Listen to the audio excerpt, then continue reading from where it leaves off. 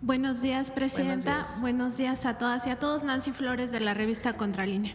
Presidenta, en esta estrategia que están presentando hoy, que es una estrategia de prevención, sabemos, y usted lo acaba de reiterar, que también hay una estrategia que tiene que ver con la seguridad pública. En ese sentido, hace unos días, unas semanas, presentó una estrategia para las aduanas. Sabemos que en el caso de las aduanas, pues se ha ido saneando esta área, pero la corrupción pues sigue permeando. En esa estrategia pues se pone como corresponsables a los agentes aduanales, corresponsables tanto de las importaciones como de las exportaciones y todo el tema que tiene que ver con el cobro de pues estas compensaciones al Estado mexicano. Eso, por una parte, tiene que ver con el contrabando, sobre todo técnico, ¿no? Pero también está el contrabando del crimen organizado.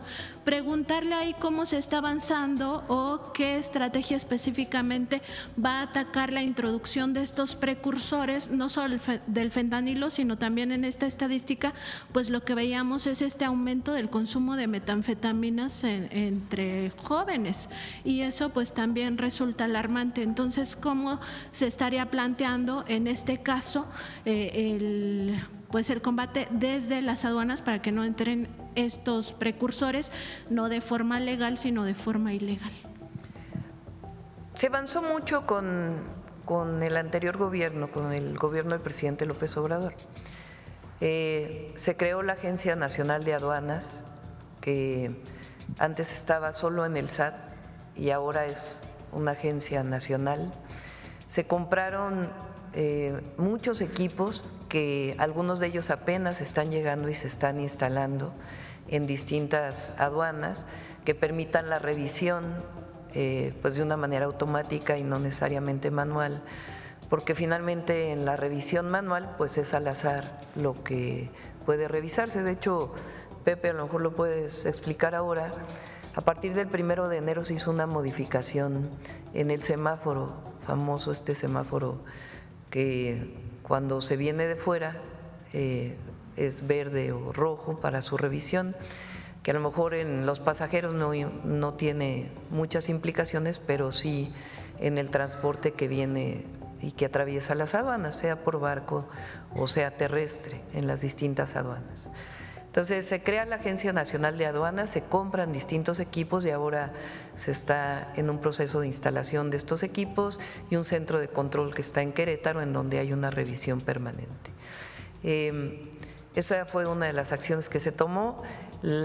Prácticamente una ciudad de la Agencia Nacional de Aduanas, que está en Nuevo Laredo, está ya por inaugurarse los próximos meses, que va a permitir también que haya mucho mayor control, particularmente en Nuevo Laredo, que es la aduana más importante de nuestro país.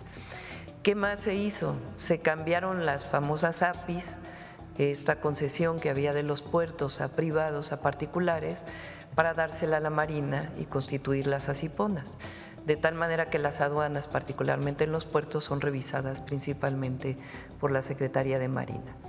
Esa es una parte que se ha avanzado. Estamos trabajando para poder revisar cuáles son los alcances de los agentes aduanales y la responsabilidad que ellos tienen.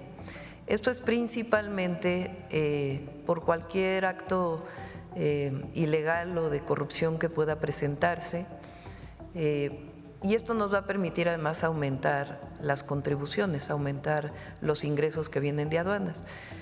Con el presidente López Obrador el ingreso de aduanas aumentó en cerca de 250,000 millones de pesos, y nosotros creemos que con todo lo que vamos a hacer, al menos una cifra similar puede incrementarse todavía más. Ahora, ya la internación de sustancias ilegales que tienen que ver con la fabricación de drogas requiere una revisión todavía mayor, que tiene que ver con la COFEPRIS. Ya no solo son las aduanas, sino los permisos, cuándo entran, qué entra, etcétera, tiene que ver con esta revisión integral que hace COFEPRIS junto con la Secretaría de Marina. Entonces sí, en este año uno de los proyectos más importantes es el mejorar todavía más de lo que se hizo en la administración pasada las aduanas, para aumentar la recaudación, que no haya fugas o corrupción, que se avanzó bastante, pero todavía podemos avanzar más, y también pues todo lo que tiene que ver con la entrada ilegal de mercancías y sustancias.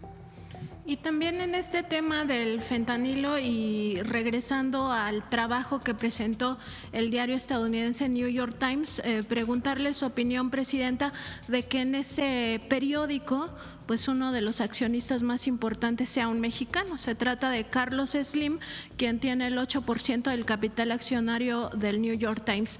El New York Times no solo saca este trabajo del fentanilo en un contexto en el cual pues hay una amenaza de parte del futuro presidente de Estados Unidos de incluso pues invadir países donde considere que se está fomentando o que hay un problema con las drogas, y lo ha dicho en torno al caso mexicano. Y no es la primera vez que estos medios estadounidenses cooperan con ese tipo de propaganda sin presentar ninguna prueba. Está el caso del New York Times mismo en el tema de Irak, diciendo que había armas de destrucción masiva para fomentar la invasión. Y después tuvo que ofrecer disculpas a sus lectores y al planeta y a los iraquíes. Pero más allá de eso, también el New York Times recientemente participó en otras de estas estrategias tratando de influir en las elecciones mexicanas con el tema del narcopresidente, narcogobierno y narcocandidata.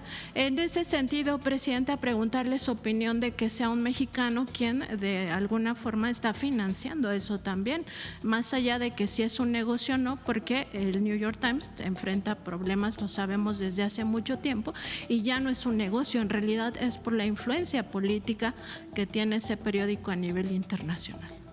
Primero habría que ver si todavía Slim tiene las acciones, no estoy segura. En 2017 vendió capital, pero se quedó con 8%, tenía alrededor del 13%. Habría que revisar eso, ¿no? Para tener la certeza de si todavía tiene o no.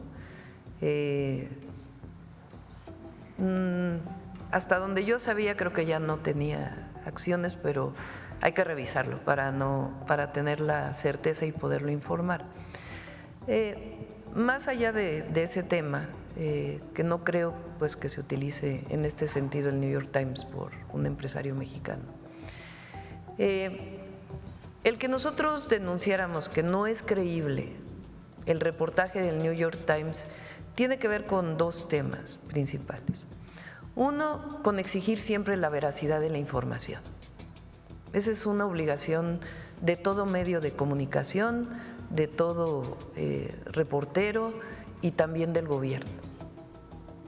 Como medios de comunicación, como gobierno, como ciudadano también finalmente, tenemos la obligación de decir la verdad, con todo el subjetivismo que pueda haber en la palabra verdad, pero lo que no podemos es inventar. Entonces, eso es lo primero, la veracidad de la información. Y por eso invitamos a personas que se han dedicado a este tema para informar si era posible que en una cocina como la que se presentó se estuviera fabricando fentanilo. Entonces, eso es lo primero. Lo segundo, nosotros combatimos la distribución de fentanilo en nuestro país, sea que vaya a Estados Unidos o que sea para distribución nacional. Es una droga ilegal que tiene que combatirse. Y además, pues la violencia que se genera por el consumo de las drogas, principalmente en los Estados Unidos. Entonces, por supuesto que combatimos la delincuencia organizada y la estrategia que tenemos para disminuir la impunidad, cero impunidad como llamamos, y al mismo tiempo atender las causas. Es decir, veracidad en la información, muchas gracias, estrategia Presidenta. de seguridad. ¿Qué ha habido, pero lo bandita? tercero, y que es muy importante, ¿qué es lo que presentamos aquí? ¿Cuál es la razón por la que en Estados Unidos hay una crisis que lleva prácticamente 100,000 muertes personas al año en el consumo de fentanilo, que nosotros además tenemos que colaborar con Estados Unidos hasta por razones humanitarias, porque nosotros, pues evidentemente a cualquier ser humano nos duele que haya una crisis de consumo de opioides y particularmente de fentanilo que lleve a la muerte de cualquier persona. Pero ¿por qué allá se da el consumo y aquí no? ¿Por qué allá se tiene esta crisis del número de funciones asociadas a este consumo y aquí no tenemos y no queremos tenerlo? Yo creo que una primera parte sí tiene que ver con valores de nuestra sociedad y cómo nos cuidamos en la familia. Sí hay problemas de drogadicción, sí, y como bien decía el doctor Kersenovich, los estamos atendiendo desde la prevención hasta la atención y por eso reforzamos el número de teléfono de la línea de la vida, para que cualquiera que tenga algún problema, sea personal o de algún familiar, pueda llamar y se le dé orientación. Entonces tiene que ver con valores, con protección familiar, que es distinto en México que en los Estados Unidos, y se lo dije cuando hablé con el presidente Trump, cuando me dijo, ¿por qué ustedes no tienen el problema de consumo de fentanilo que tenemos nosotros? Le dije, bueno, primero creo que es por los valores de nuestra sociedad. Segundo, la campaña que se hizo. Y la verdad, desde aquí tiene la campaña de fentanilo ya un tiempo que se estuvo difundiendo. En el último año fue mayor y ahora nosotros lo retomamos con mayor fuerza. Y todo aquel que quiere incorporarse a esta campaña es bienvenido, porque es muy importante que no lleguemos a esas condiciones. Pero lo tercero, y por eso presentamos este tema de la miniserie, ¿de dónde viene el consumo de opioides en la sociedad estadounidense? De las farmacéuticas. Entonces, lo que no se puede es cerrar los ojos a lo que está pasando en Estados Unidos. Contribuimos, nosotros vamos a apoyar en todo lo que podamos, por supuesto, con respeto a nuestra soberanía, pero vamos a colaborar. Pero hay que explicar dónde está el consumo y por qué está el consumo allá, porque también es un problema de salud pública, no solamente de seguridad. Entonces, por eso nos interesa seguir tocando el tema. Presidenta, y en otro tema, preguntarle si Nacional Financiera le ha informado qué pasa con los fideicomisos de la Suprema Corte de Justicia de la Nación. Ello se lo pregunto porque el 11 de diciembre pasado la Corte dio a conocer que se había ya reintegrado a la Tesorería de la Federación un fideicomiso que estaba constituido en Banobras y que es por 853 millones de pesos. Sin embargo, el resto de los fideicomisos, que suman más de 6,000 millones de pesos y que están en NAFIN, dijo que no se iban a restituir porque supuestamente Nacional Financiera decía que hay amparos vigentes, como si la Constitución estuviera por debajo de estos amparos, y también recordando que estos amparos, muchos de ellos fueron promovidos por los propios jueces y magistrados. Entonces, preguntarle si NAFIN le ha Tienen que informado. restituirlos, todavía no se integran a la tesorería, pero tienen que.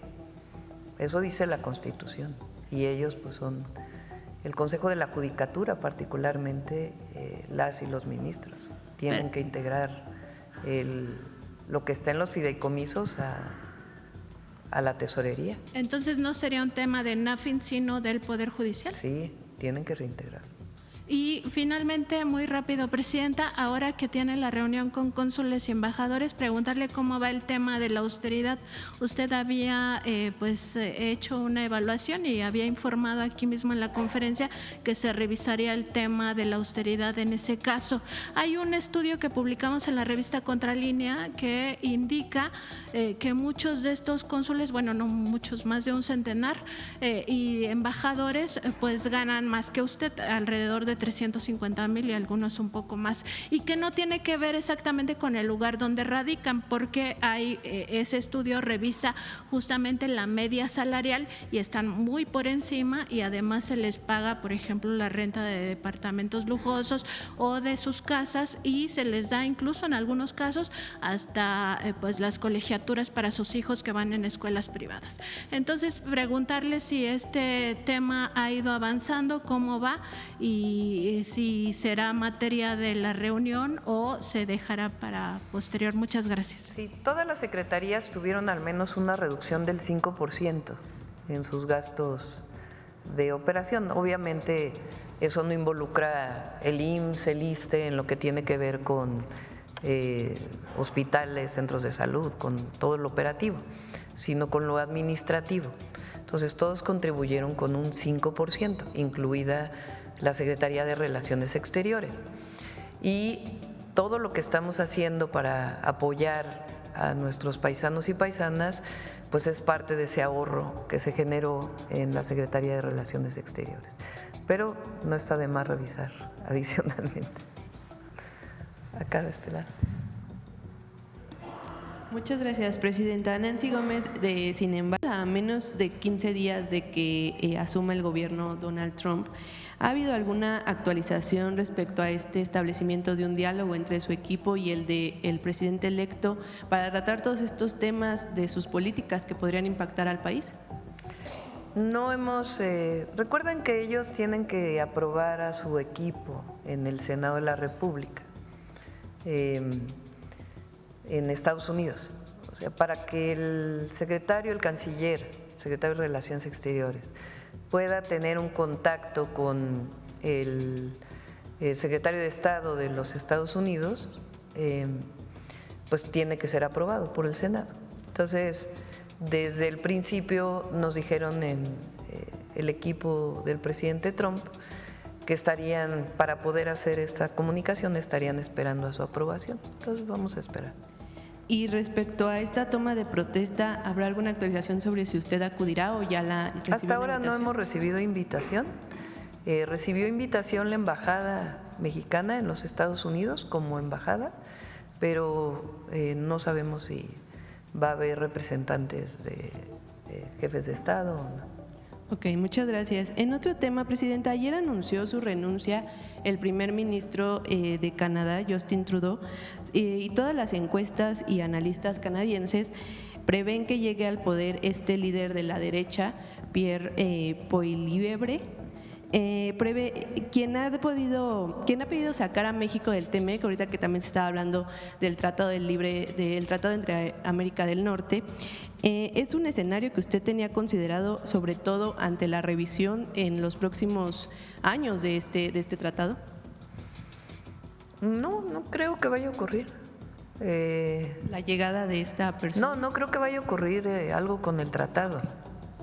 Es decir, Canadá, Estados Unidos y México se han beneficiado mucho del TEMEC.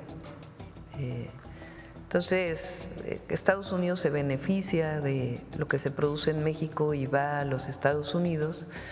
No es un asunto de competencia, como lo he dicho, sino de complementariedad. E igual Canadá. Entonces, la revisión del tratado es en el 2026 y esperamos pues que entonces se revise. Se han dicho muchas cosas en días recientes por el presidente Trump, pero también hay que esperar a que entre al gobierno, a que podamos tener una comunicación una vez que su equipo sea aprobado. Fíjense, Canadá tiene un muy buen sistema de salud público. Digo, por tomar algunas diferencias entre unos y otros países. Estados Unidos justo lo que no tiene es un sistema de salud pública, lo que tiene es un modelo de seguros. Pero no tiene realmente un sistema de salud pública. Canadá sí, México sí, y se está fortaleciendo. Entonces son virtudes de nuestras sociedades que no tiene la sociedad estadounidense. Entonces, y en términos del comercio, pues yo creo que nos beneficiamos los tres países, ¿no? Norteamérica en su conjunto, que representa en conjunto el 30% del PIB, y es la mejor manera de competir frente a China o frente a Asia. Okay. Una última pregunta, Presidenta. Ayer se despidió el embajador Ken Salazar y al hacerlo dijo que no se arrepiente de nada en cuanto a su intención. Bueno, estas declaraciones que hizo contra la reforma al Poder Judicial, por ejemplo, que fueron tomadas como injerencismo en la política nacional. ¿Cómo calificaría su trabajo en el país? ¿Qué opina al respecto de esto que mencionó ayer pues ya hoy es su último día como embajador de Ken Salazar? Pues yo diría que en el último periodo hubo desencuentros con el embajador. Uno de ellos fue el tema del Poder Judicial, porque además él un día lo aplaudió y otro día lo reprobó. Entonces no sabíamos realmente cuál era su posición. Pero además no tiene por qué opinar el embajador de Estados Unidos sobre un asunto que le compete a México.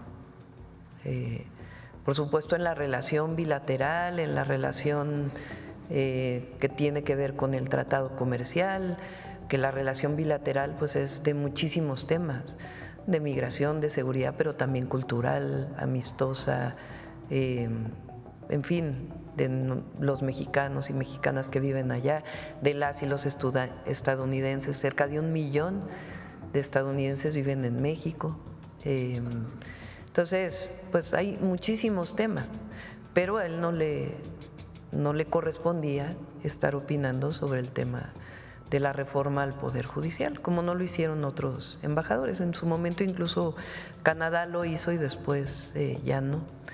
Entonces, ahí pues evidentemente no hubo un acuerdo. Y el segundo problema, cuando en su momento el presidente López Obrador puso en pausa la relación con el embajador, pues tuvo que ver con la detención de un narcotraficante en Sinaloa, que nunca quedó claro y no ha quedado claro de cuál fue la participación de Estados Unidos. Porque más allá de la persona, el tema central pues es cómo fue que lo detuvieron y hasta dónde llegó la injerencia de Estados Unidos en México. Porque como lo he dicho, nosotros vamos a colaborar, nos vamos a coordinar, pues son nuestros vecinos, hay más de 3,000 kilómetros de frontera en muchos temas, pero cada uno desde su soberanía. Y si nosotros tenemos algo que proteger es que somos un país independiente y soberano. Entonces, es importante que ese tema se aclare. Y a partir de ahí, pues sí hubo un alejamiento con el embajador, no de las relaciones. Es lo mismo que con España. Nosotros seguimos diciendo que es importante que la corona y el gobierno español se disculpen con los pueblos originarios de México, que es algo que va a fortalecer la relación entre México y España, no la debilita, la fortalece. Eso no quiere decir pues que estén rotas las relaciones, no, ni mucho menos. Hay comercio, hay turismo, pero sí hay un tema que nosotros estamos planteando, pues que es importante para México.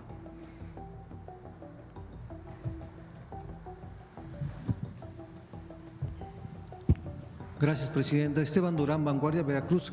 Regresando al tema sobre el programa contra las adicciones, ha habido muchas campañas durante los últimos sexenios, los cuales han fracasado. ¿Cómo se podrá garantizar que habrá un combate efectivo que llegue a todos los estudiantes a nivel nacional? Sobre todo porque pues está el acecho, el narcomenudeo, principalmente en los centros escolares, no solamente en la Ciudad de México, también en otras entidades, cuando igualmente hay programas, usted lo ha dicho, ha habido apología del narco en los programas, en las series de televisión, en los videos musicales, incluso esas bandas norteñas que también hacen alusión a esta situación. ¿Cómo se va a combatir? cómo efectivamente se podrá llegar a los estudiantes e igualmente cuándo se van a eliminar estos focos de drogadicción que en innumerables ocasiones lo he mencionado, no nada más aquí para la Ciudad de México, quizá también hay en otras partes de la República Mexicana, y lo vuelvo a decir simple y sencillamente en lo que es arriba del Metro Hidalgo, en lo que es en la Estela de Luz, lo que es enfrente de Alameda, a un lado del Senado de la República, hay unos focos de drogadicción que no nada más es marihuana, sino también otras sustancias nocivas, y que ahí llegan pues a algunos alumnos, algunos estudiantes que ya saben que ahí pueden hacerlo, pues salen, acabando de salir de los centros escolares, se dirigen a esos lugares. ¿Cuándo se va a combatir esto? ¿Y cuál será el papel principal de las autoridades policíacas para estar vigilando en las secundarias, en las preparatorias, y que no haya este narcomenudeo? Son estrategias paralelas, digamos.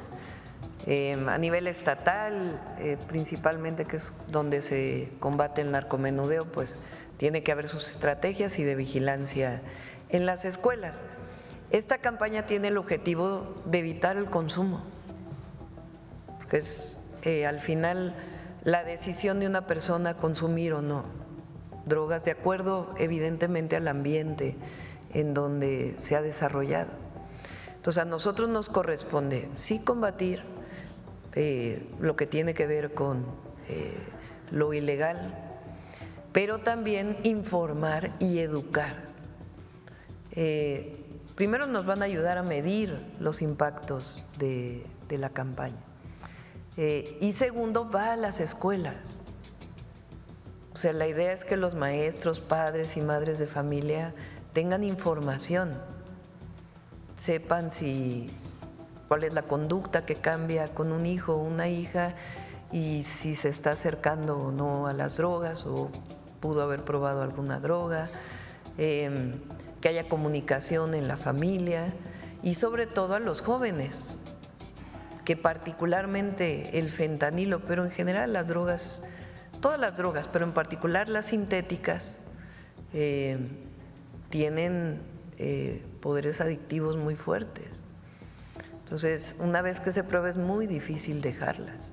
Entonces, por eso esta campaña intensiva de educación, porque más que campaña de aire, como se dice, es una campaña educativa de prevención del consumo de las drogas. Bien, gracias, presidenta. En otro tema, la seguridad es muy importante en el estado de Veracruz, ahora que llegó la nueva gobernadora Rocío Nale, y que los grupos criminales igualmente pues aprovechan esta oportunidad en esos cambios para ver quiénes llegan, qué nuevos funcionarios, etcétera, y de esa manera quizá extorsionarlos o invitarlos a que participen con ellos. ¿Ya ha habido alguna cooperación o ha habido algún comentario entre usted y la gobernadora para evitar esto, para que la presencia de las fuerzas de seguridad en el estado garanticen a la ciudadanía el bienestar, para que tengan programas igualmente de prevención de las adicciones, presidenta? ¿Ha habido ya una coordinación Hay mucha firme? coordinación con Rocío. Está siendo una muy buena gobernadora y lo va a seguir siendo, estoy segura. Hubo en el cambio de gobierno a veces hay incremento en algunos delitos. En el caso de Veracruz hubo, creo que un día que aumentaron los homicidios, pero hoy está, digamos, en el margen en donde estuvo en el último año. Entonces no se han incrementado los delitos y Rocío está trabajando bien con Seguridad Pública y con la Fiscalía, su Fiscalía Estatal, y con el Gabinete de Seguridad Federal. Bueno, gracias. Finalmente, presidenta, ha habido en los últimos días en las redes sociales un asunto sobre emergencia en China, todavía no se sabe si es cierto o no, sobre un nuevo brote, un virus muy agresivo. Bueno que está aquí el doctor no sé si la Secretaría de Salud ya esté atenta a esto y esté tomando ya previsiones pues, para evitar que llegue aquí a México. Ajá. Gracias.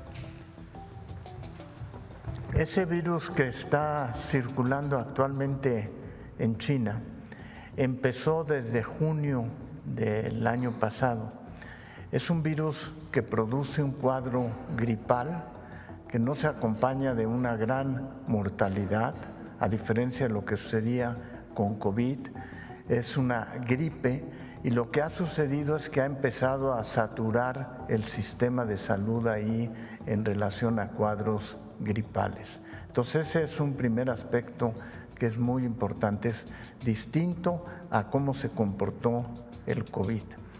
El segundo es un virus que se conoce desde hace tiempo y por eso lo que mantenemos nosotros aquí es la vigilancia en esta época invernal en cuadros gripales y por eso la recomendación general de abrigarse, de no exponerse al frío y sobre todo las medidas de cuidado general que son el que cuando alguien está con un cuadro gripal pues use su cubreboca y trate de protegerse. Pero es un cuadro gripal común en China y que hasta el momento nosotros mantenemos una vigilancia epidemiológica, no ha representado una amenaza. Habiendo dicho eso, también estamos vigilando lo que tiene que ver con el virus sincicial, que se afecta fundamentalmente a niños, a infantes, y que hay que vigilar. Y ya para ese sí hay una vacuna y COFEPRIS ha autorizado esa vacuna. No hemos tenido necesidad de tener una campaña de vacunación para eso, pero es un cuadro gripal y sí estamos pendientes de su evolución. Y eso es todo por hoy, amigos. Si te ha gustado este análisis, no olvides darle me gusta, compartir y suscribirte, porque necesitamos que más personas se enteren de lo que está pasando. ¿Qué opinas sobre todo lo que hablamos hoy? Déjanos tu comentario. Queremos saber lo que piensas y qué te gustaría que cubriéramos en el próximo video, donde seguiremos dándole duro a la política y sin pelos en la lengua. Porque en una nación donde estaba marcada por la incertidumbre, donde los mexicanos clamaban un cambio verdadero, un partido que nació del pueblo, pero con la fuerza y determinación de un huracán, llegó la Cuarta Transformación, donde no es solo una promesa, es una realidad que se vive día a día. Desde que AMLO asumió la presidencia, comenzó una verdadera revolución en la política y en las vidas de los mexicanos. Sus políticas de bienestar social, justicia económica y la lucha contra la corrupción han sido fundamentales para mejorar la calidad de vida de millones. Y ahora, luego de que una mujer transformó la Ciudad de México y ahora luchará para mejorar toda una nación, con un poder imparable, una visionaria que ha dejado su huella en cada rincón y ahora bajo el liderazgo de ella, la doctora y presidenta Claudia Sheinbaum Pardo, que se ha convertido en una pieza clave para esta transformación gracias al gran cambio que ha brindado para la vida de millones de mexicanos. México está avanzando hacia un país más justo, equitativo y con mayores oportunidades para todos, comprometiéndose con un gobierno para el pueblo y del pueblo. Y no lo decimos solo por decir, sino desde los cambios profundos y beneficios para millones de mexicanos. La presidenta no solo ha continuado con el proyecto de el expresidente Andrés Manuel López Obrador, sino que ambos comparten una visión de un México más justo, donde primero sea el pueblo. Demostrándolo al implementar programas de bienestar para estudiantes, madres solteras, personas con discapacidad y todos aquellos que más lo necesitan, demostrando que la Cuarta Transformación sigue adelante. El gobierno de Sheinbaum ha demostrado que es posible hacer cambios profundos, con transparencia y sin corrupción, creando un México más sostenible, seguro y con mayores oportunidades para todos. No hay vuelta atrás en esta transformación, y lo que estamos viendo ahora es solo el comienzo de un futuro aún más prometedor para todos los mexicanos. No hay duda de que su gobierno ha presentado resultados positivos, mostrando compromiso con los mexicanos a largo plazo, priorizando el bienestar, teniendo transparencia y liderazgo. Ha demostrado que es posible hacer cambios y mejorar la calidad de vida de la población de quienes buscan un México más justo, sostenible y con mayores oportunidades para todos. Con Claudia Sheinbaum como presidenta, México tiene un futuro prometedor, lleno de nuevas oportunidades y con un gobierno comprometido con el bienestar de todos. Su visión de México sigue centrada en el bienestar de la población, la justicia social y la sostenibilidad. El futuro será grandioso. Pero el camino hacia la grandeza nunca es fácil. Los opositores, aquellos que se benefician del antiguo régimen de corrupción y privilegios, no han dejado de atacar. Con mentiras, distorsiones y manipulaciones, intentan desestabilizar el avance de Claudia Sheinbaum. Pero ella no cede, no se deja amedrentar. En lugar de retroceder, cada ataque la fortalece, porque sabe que está en el camino correcto, luchando por un México donde los poderosos ya no se salgan con la suya. Los que temen el cambio, que tiemblen. Claudia Sheinbaum no se detendrá, y su victoria será imparable. Así que, si estás interesado en conocer más sobre cómo Claudia Sheinbaum y AMLO están llevando a México a un nuevo nivel, quédate con nosotros y no olvides suscribirte, compartir y dejar tu comentario. El futuro de México está en marcha y con Claudia Sheinbaum es una transformación que no podemos dejar pasar. Nos vemos en el próximo video.